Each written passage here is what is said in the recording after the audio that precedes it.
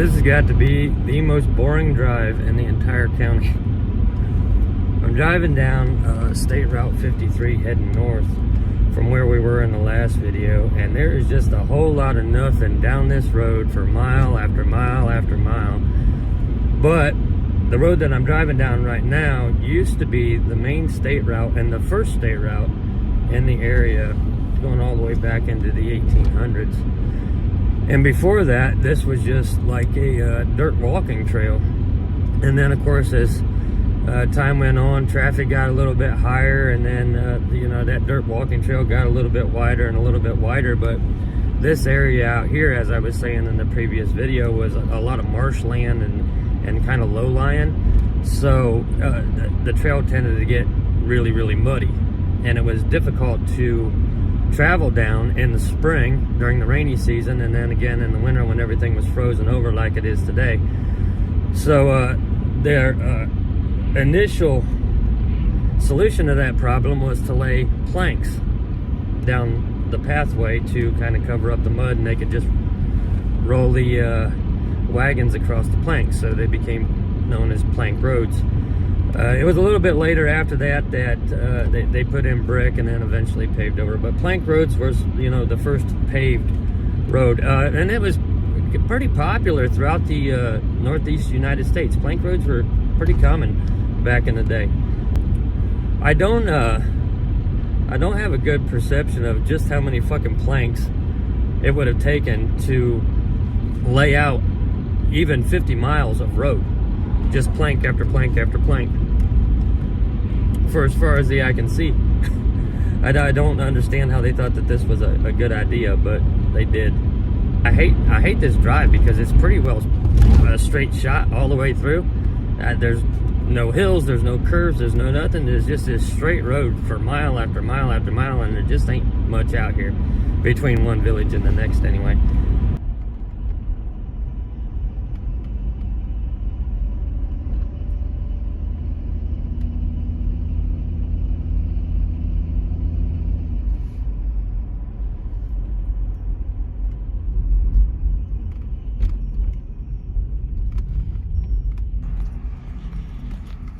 As I was saying in the truck there, we are heading north on State Route 53, following the river north until we get to Tiffin, which is where Secret Life of Roses is going to be filmed at. The route that we're on today used to be known as the Harrison Trail. It was the Army Road in the Pan Am. It was commissioned as a state route in 1821, and it was the first state route in the area. It has been a long time since I just got out of the truck and walked around this village. I used to walk these sidewalks when I was a little kid. We're talking, God, from the time I was a toddler until I was about 15, 16 years old. My grandparents lived in this village. I'll show you where they lived at here in a minute. I just wanted to get out and walk around for a second. It's insane coming back after all of these years and walking down these old sidewalks. There's a gas station up ahead. It used to have a pretty good deli in it, and I can remember walking down these very sidewalks with my grandma down to that deli to get fresh meat. Then take it back home and cook it up. Man, everything was simpler back then.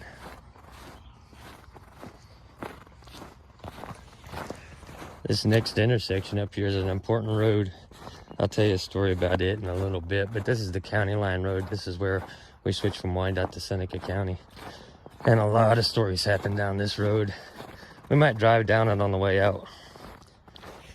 But yeah, I'll tell you a story about this particular road from when I was a little kid. A little noisy up here on the main road. There's quite a bit of traffic this morning, so we came back here to this alley. This alley actually goes right down to where my grandparents used to live. We're gonna walk up that way. The house that they lived in isn't there anymore, but it honestly feels weird walking down this alleyway when I haven't walked down it since I was probably, God, the last time I walked down this road with my grandma I was probably 9 or 10 years old. My grandpa passed away back in 92. They lived here in the village until 92. I think it was 93 when my grandma moved to the next town up. But yeah, this is the little village where I spent the majority of my childhood, mostly because I had 3 sisters growing up. So when the weekends came around, we didn't have school. My mom would let me come over here and stay with my grandpa. My grandpa was a huge influence on the man that I am today. Probably the primary influence, even more so than my dad. He was just an amazing man. One of 4 guys in his tank battalion to come back from the Korean War. The whole battalion was wiped out. Only 4 of them came home. He was one of them. Came back with 2 Purple Hearts and a bunch of other medals. He was an amazing man.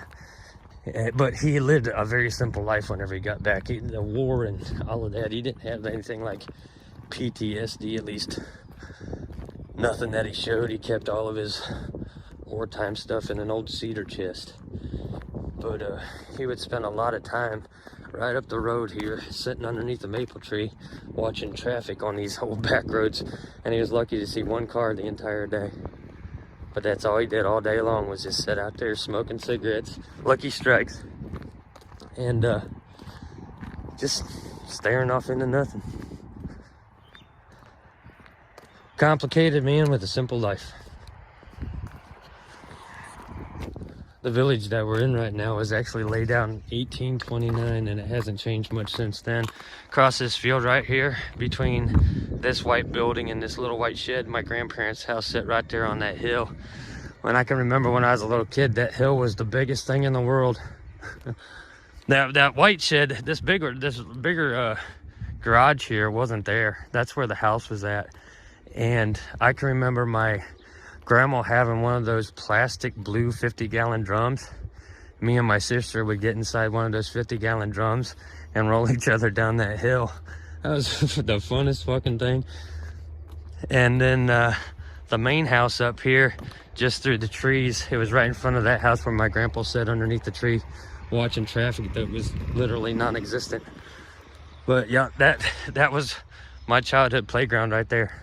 Every weekend, I was right there on that property, rolling in a 50-gallon drum down that little hill there. And I always wanted to bring the drum up here to this big hill and roll down it, but my grandpa thought it was too dangerous, so we weren't allowed to do that. But yeah, that is where I spent the majority of my weekends as a kid.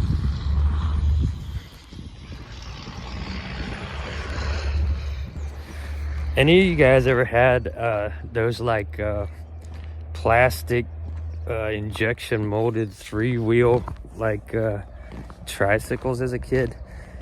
I had the Night Rider one, and there's a hill up here, and my grandpa would let me get on my Night Rider plastic trike and ride down the hill. And man, I thought I was flying. I was probably going about 2 miles an hour.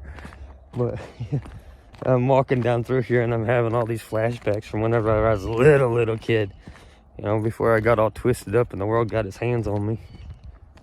But man, walking down these old roads in this old village, we got some history to talk about here besides my biography stuff. But I just wanted to walk down here by the old property and look at it one more time.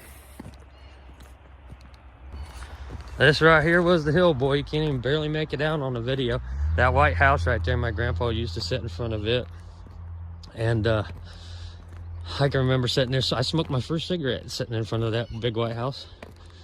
The older lady that lived there, her name was Mulholland, Mrs. Mulholland. She was a big fan of baking pies. It's like every weekend she was in there baking fresh pies. And she would bring pies out to my grandpa. And then he'd bring them up into the house and we'd sit at the kitchen table eating pies, looking out that way up towards the old inn, which we're gonna be talking about here today. But yeah, my grandpa sat in that front yard so often. I think the majority of his later years in life were in front of that white house right there. And then we go up the hill here a little bit. There used to be another house sitting right here. It looks like they tore it down. If we go up the hill here a little bit, we might be able to look back and see the old cemetery. Maybe not. It looks like it's kind of all blocked off. It's icy out here.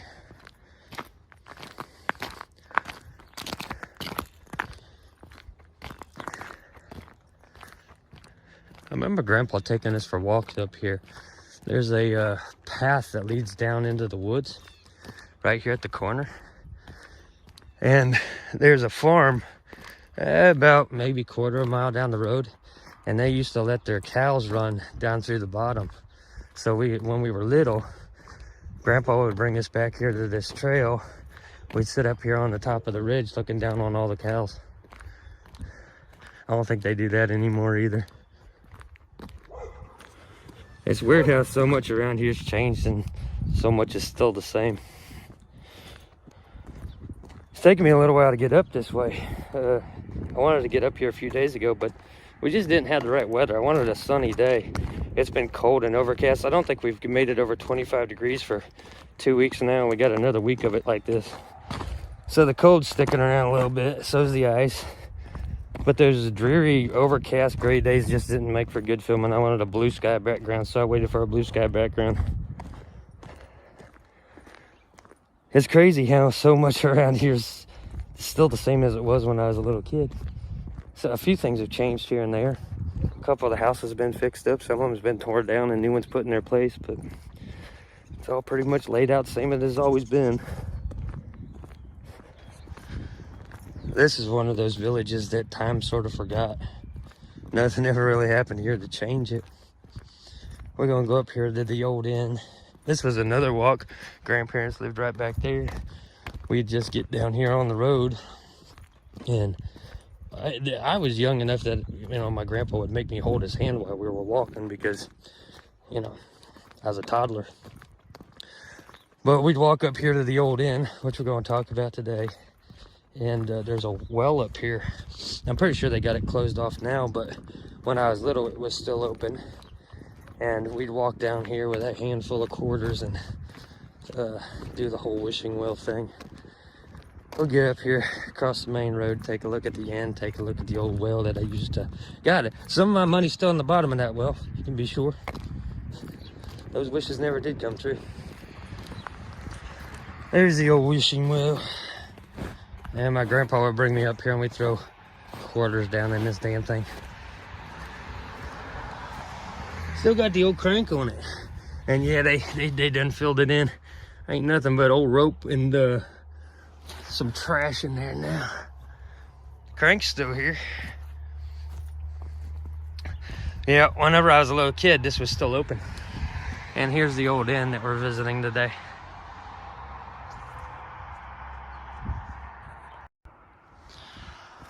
This old inn is designed as a purveying house. It was built in the summer of 1829, and it's still in the same original state that it was whenever it was first built. So the colors are all the same. The brick, the way the front porch is raised up on stone. Sorry about the traffic. All of it's the same as it was. It went through a couple of different owners back in the day, and they added to it. I'm pretty sure the log cabin section back here was an add-on later on. But the house is still laid out the way that it was originally built.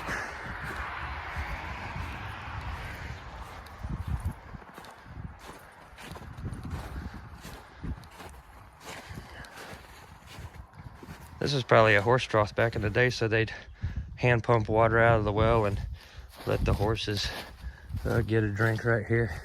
And then we got some old farm equipment up here on the back. There we have the sign, built in 1829, like I said. Very, very cool stuff. Probably still the original door. A lot of the original stuff's still here. Air conditioner is new. A little bit of a balcony up there that they got closed in now. As I'm up here watching the traffic go by, I can imagine what it was like whenever this was an inn and that was the plank road, and the only thing that was pulling up to this was like wagons, horses and wagons going from one town to the next. That's crazy to think about that. Now just imagine that entire road being nothing but wooden planks in mud. And the only thing coming down it would have been wagons. And then wagons would pull up here to the end. And this was kind of the halfway point between Upper Sandusky, which was an encampment at the time, and Tiffin, which was Fort Ball, a military installation back in the War of 1812. This was the halfway point. And I have walked this road from one village to the next. I have, when I was a kid, it was a big thing for us to make this sort of round trip hike. We would hike the back roads to the next village east of here, and then we would come up County Line Road and then take this road all the way back to where we were. The round trip was probably close to 70 miles, and we could make it in a day.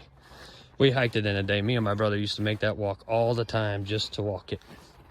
Most of it followed the river, but we would go to Little Mexico, which is the next village over, and then cut it straight across. By the time we got over here, we were ready to rest up. So I can imagine what it was like whenever this main road that all this traffic's on today was just a plank road with all of these stagecoaches and wagons, and even just lone horses were going up and down the road trying to get up to Fort Ball to, you know,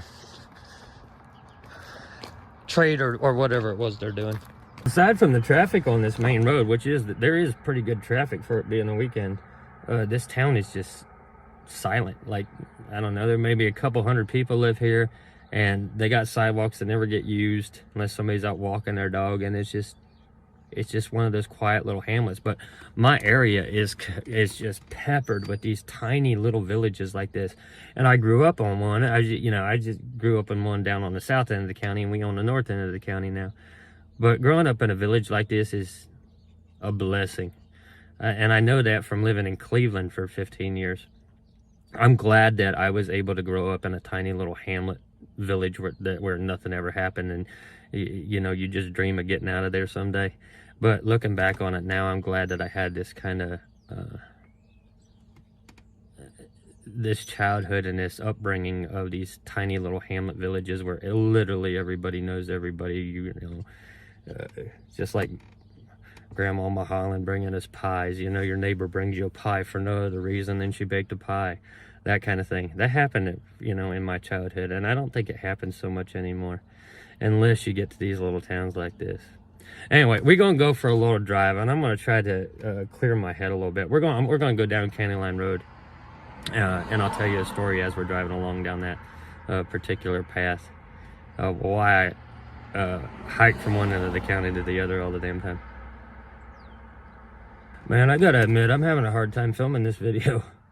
Between the traffic coming up and down the road and the cold and just my brain being scrambled eggs, it's proven to be a little bit of a challenge. There's not a lot of history here. I mean, this is just kind of the midway point. But as I'm just kind of driving up here, I was just kind of imagining what it would be like to be in a horse and carriage trying to come up this plank road with the bumpity bump all the way. And as I was saying there, I used to hike this route as a kid. I used to walk it all the time, long before I was able to get a driver's license. Day hiking across the county from, we lived on the south end of the county. Hiking up here to the County Line Road was, that was it, you know. That's what we did. If you can make it to County Line Road in a day, that was some bragging rights when we were little. And you're talking like, I don't know, 14, 15 years old when we were making those hikes.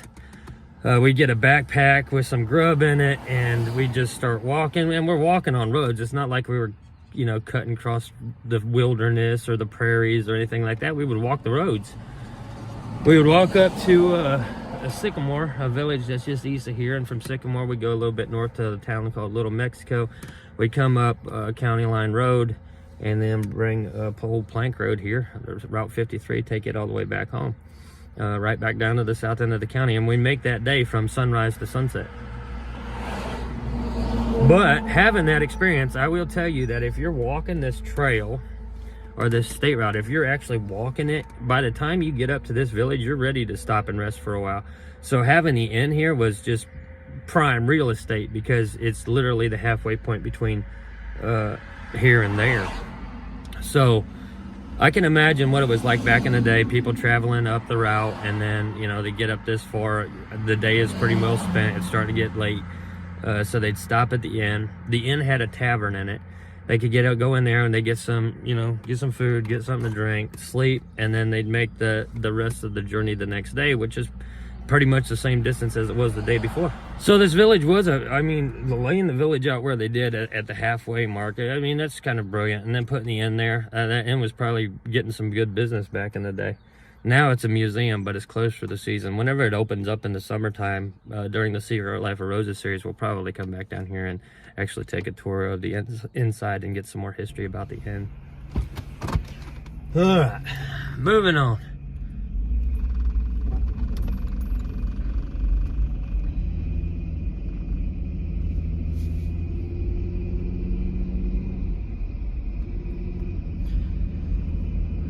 Yeah, this is the village my grandparents lived in. You drive through it in about 30 fucking seconds. We're gonna turn here on County Line Road. Go off the beaten path just a little bit. And I'll tell you a story here.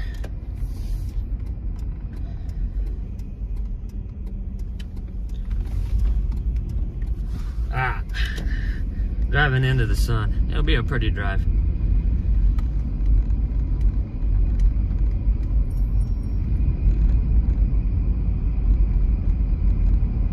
Man, spent a lot of time on this road.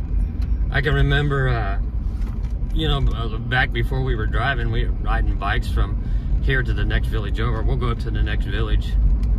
It's not too far up the road. And it's even smaller than the one we're in now. But yeah, this was the main route. So if I wanted to get up to see my cousins, who, you know, all live in the next village over, this was the road that we would ride our bikes down and take over there. I have always loved the countryside out here. You start getting close to the river and you get these gently rolling hills. It's just a nice landscape. It's beautiful out here, especially in the summertime when it's not all drab and snowy. These old back roads can be a little rough though.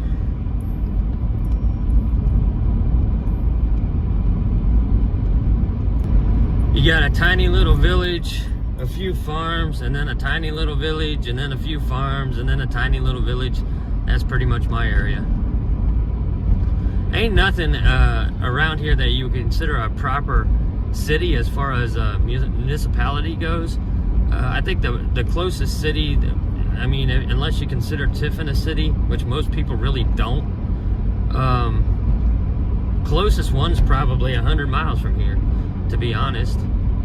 Yeah, Toledo, Cleveland, anything up around the lake, you know. But, you know, even like around here, our largest town's probably Tiffin, Findlay, and Marion, and all of them, I don't really consider them cities. They're just towns. They just happen to be a little bit bigger.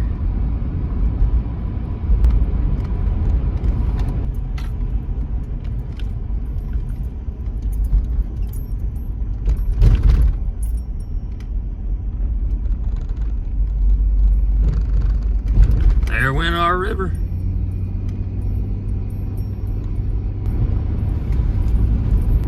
We're coming up on Little Mexico now. Little Mexico's the town that my family, they pretty much run the whole damn show up here. About the only thing that's here is a few houses and Danner's junkyard. Danner's being my mom's side of the family. So my cousin actually runs the junkyard now.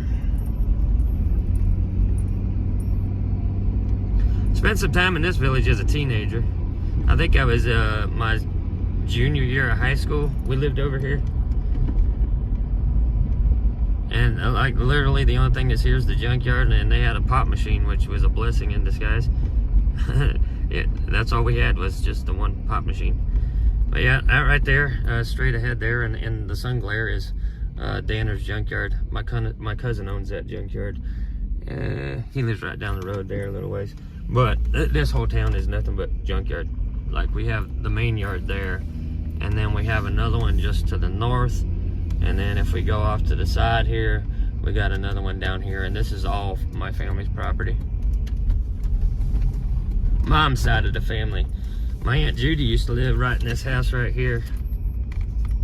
And my cousin, the one that runs the junkyard now, that's where he grew up.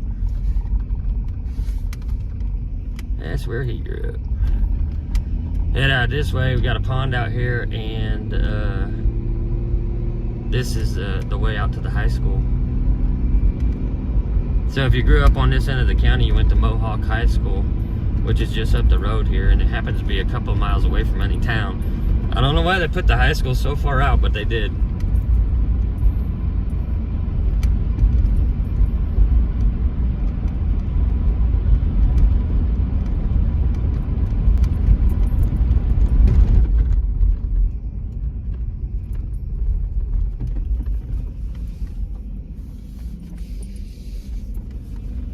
Right over here on the driver's side's the old high school. Yeah, put it out here in the middle of fucking nowhere, boy.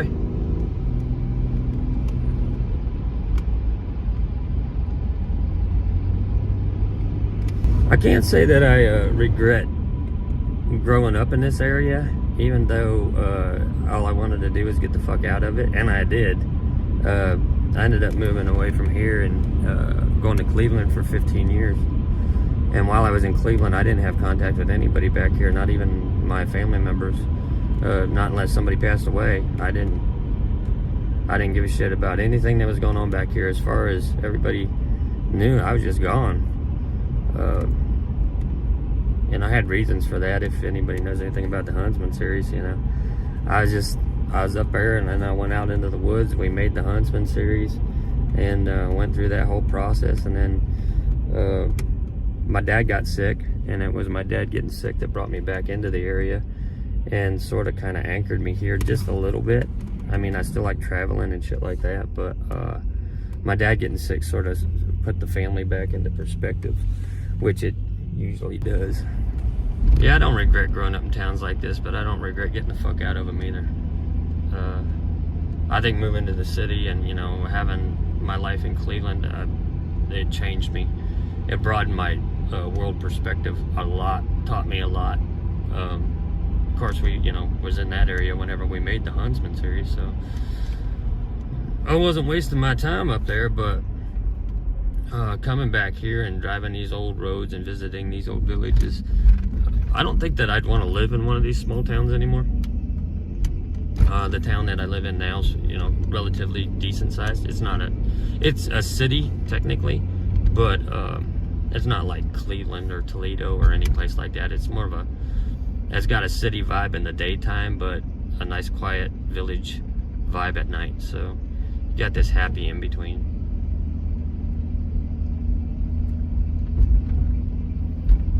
Never really thought about looking up the history of this particular village that we're in now. There's just not much here. Bowling alley, couple of bars, and a few places to eat, old grocery store. I haven't looked into the history of Sycamore though. Did spend a lot of time over here as a kid, and my very first girlfriend's actually a manager at the bank here.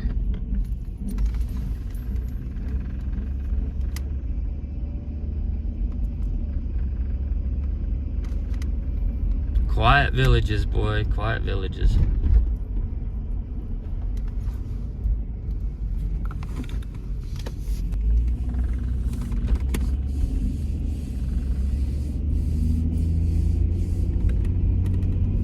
Was gonna make this giant loop today rather than focusing on what I wanted to focus on. We're just out driving. I feel like I need to apologize. I came out here to make this video, and my brain is like scrambled eggs. And if I was honest with y'all, I didn't want to come out and do this. Like, I put it off and put it off and put it off and put it off. I wasn't feeling it. We had this long stretch of like 20-25 degree days. It was gray and overcast and depressing. This is the first blue sky day that I've seen in a minute, and I just didn't want to be out in it, so I didn't come out in it. And then today we finally get the blue sky, and I figured, well, shit, it's a nice day out there, might as well go do the thing, right? And then I get out here and it's just fragmented and sloppy and unprofessional, and I can't keep my thoughts together. I got this idea that we're going to travel north along the river. We did the Colonel Crawford thing, And the next stop along the river was the inn. Well, there ain't much to talk about there. It's laid out in the early 1800s, the village was. The inn was a stagecoach stop halfway between one village and the next. The road that we traveled down there at the beginning of the video started off as a dirt trail, and then they laid it out with planks, which was a plank road, and they were very common back in the day. It's just how they paved the roads initially. The story of the old plank road, I mean, it's just the evolution of a highway, really. It starts off as a dirt trail. They lay that dirt trail out with planks, and then maybe brick after that. And that wasn't up until, you know, the early 1900s when they started paving with asphalt and actually making a proper road. So, learning about the old plank roads, how it went from basically a walking trail up to what it is now, being one of the main roads through the area. That was a kind of an interesting read, but aside from the inn, there was nothing really eventful happening along the road. You had one encampment, or you had two encampments, and the inn was the halfway point. And that's just the whole layout of the story. Stagecoach would pull up to the inn, they get a drink, they get some food, maybe spend the night there. The inn evolved over time too. It went from being like a stagecoach inn to they were renting out the rooms a little bit more permanently, almost like apartments. And then it just, you know, just kept evolving from there until eventually the county bought it and turned it into a museum, but they, you know, kept it in the same state that it was whenever it was a functioning inn. So you come out in this area and, you know, you're trying to tap into local history a little bit, and you can just imagine the road that you're driving down, this nice paved road that you're driving down, being a dirt trail, and you're in a stagecoach, you know, rocking back and forth, bouncing all over the fucking place.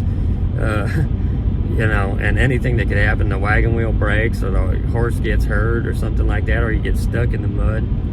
That was all very common back in the day. And then the plank road comes along, and you think that this is a solution. But I'll bet you driving down those plank roads was not a pleasant experience either. I could just imagine how rickety and bumpy that was, and how hard it was on the wagons at the time too. Probably a little bit better than the mud was, but you never know. You never know. Those planks break down over time, and, you know, you start getting the equivalent of potholes in those old planks. But anyway, this is just kind of a, I don't know, I feel like this was a lame duck attempt. I have not been feeling video here lately. For like 3 weeks now, I have not been feeling like making and editing videos. I knew I was about due to get this one out. The Colonel Crawford video went over pretty well, and I wanted to get the next leg of the journey in, which is what I'm out here doing today. And it was just a stop at the end, but very brief history there. If you want to read more about it, more in-depth detail, you can always go over to the Patreon. It's a free-for-all over there whenever it comes to the history stuff. I honestly don't know what's happened to me this winter where it comes to YouTube content or video content, why I just got in this writing phase instead of filming and editing, and I don't know, it's just been a rough winter. It's been cold and dreary, and honestly, I just wanted to work and sleep. I didn't care about the internet, and I like for the past year, I've kind of started breaking away from social media, which I think is good for me, but it's bad for the viewers because, you know, you guys are waiting for a video or waiting for me to actually do something epic, and I'm out here doing all this half-ass shit. But we ran the Huntsman series so long and so hard, I think that I just got burnt out on content construction, and I needed to step back away from all of it a little bit. So it's like it's this weird thing. Whenever you step away from social media and you step away from being a content creator, you get addicted to the peace that comes along with that. Like, you're not getting wrapped up in politics or comment sections or drama or anything on the internet. You just stop caring about it. You stop caring about views and subscriber numbers and chasing clout.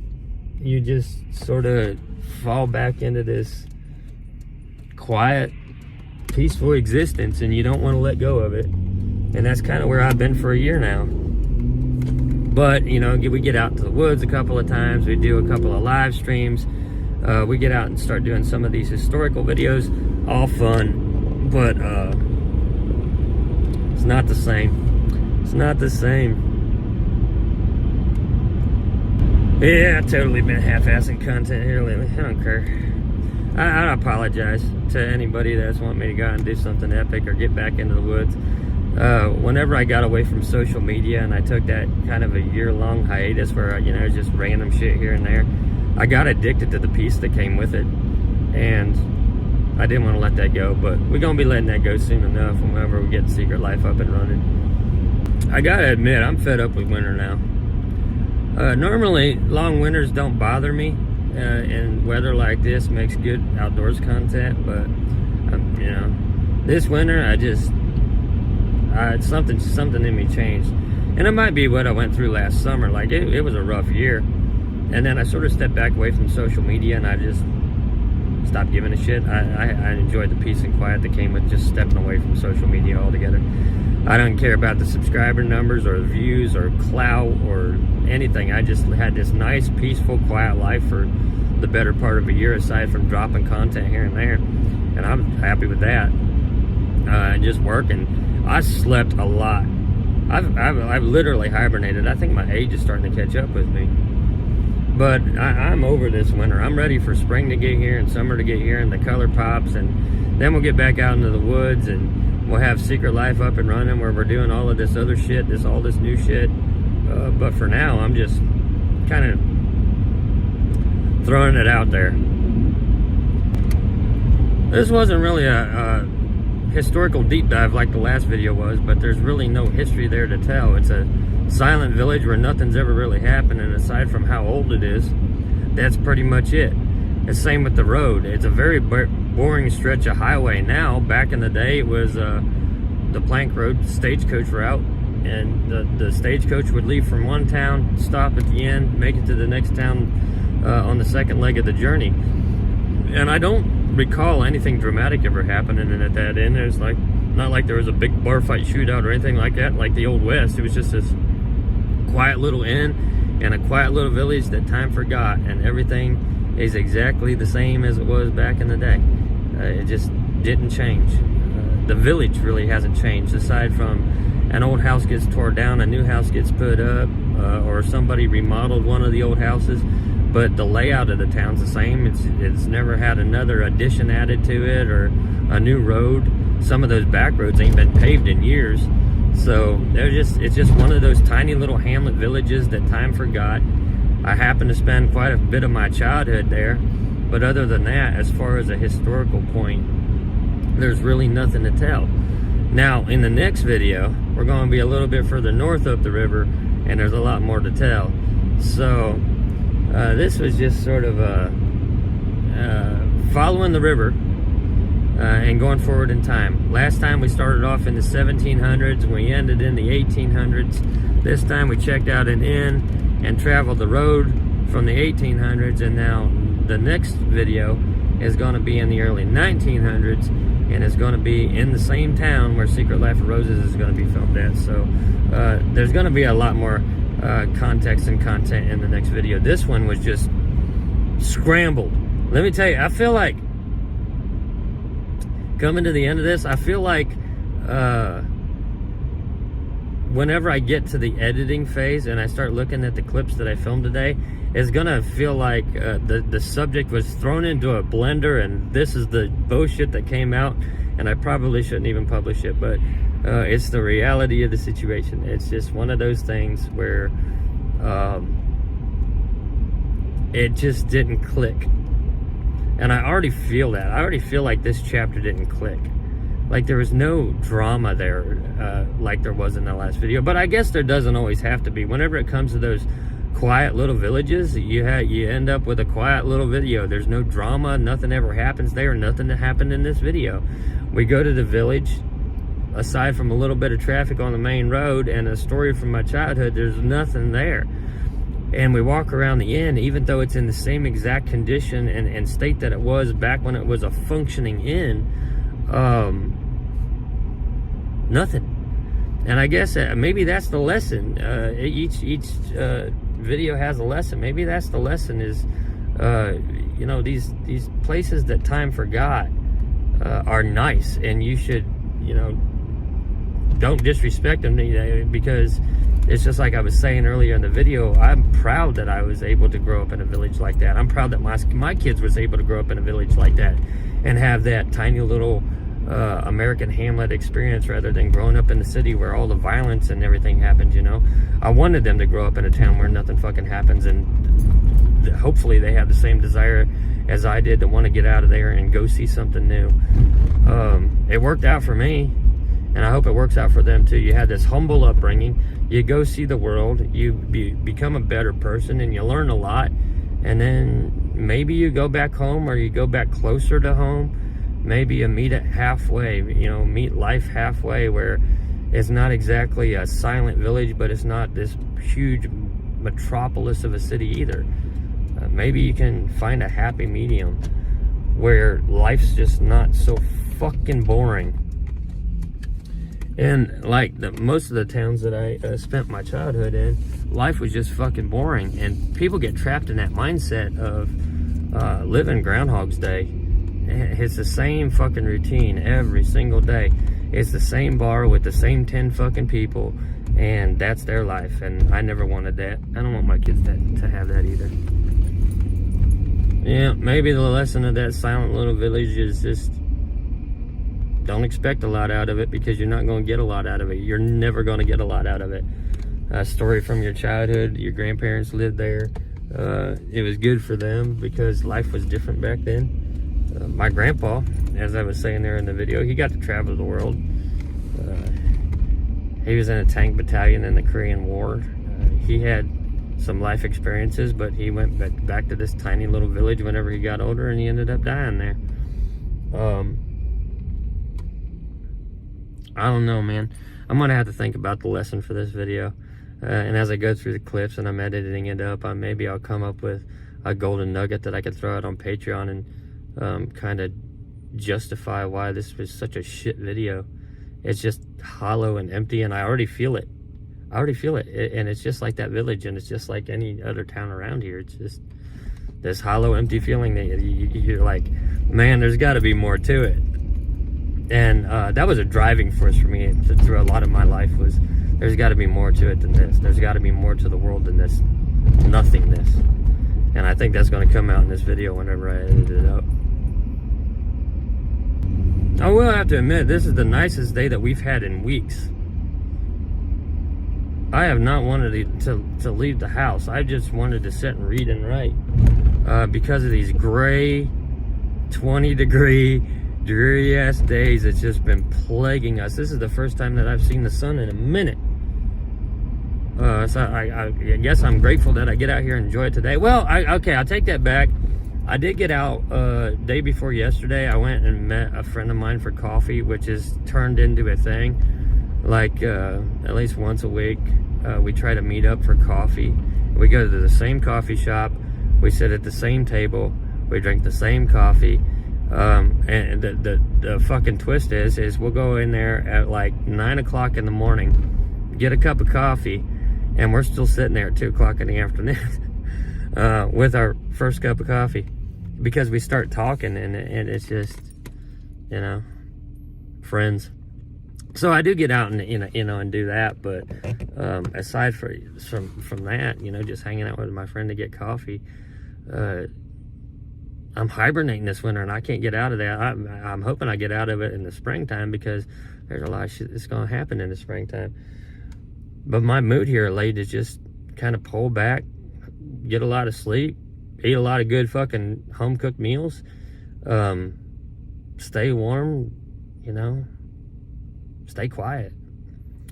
I guess it's a mental health break, because with the new series and then trying to run 2 different channels at the same time, it's kind of like shit's about to hit the fan, so get the rest in while you can. And this winter is my last opportunity to do that, so I guess the winter's is encouraging me to, you know, kind of just step back and take that breath, put content out. But I'm not happy with this video already. I'm not happy with it.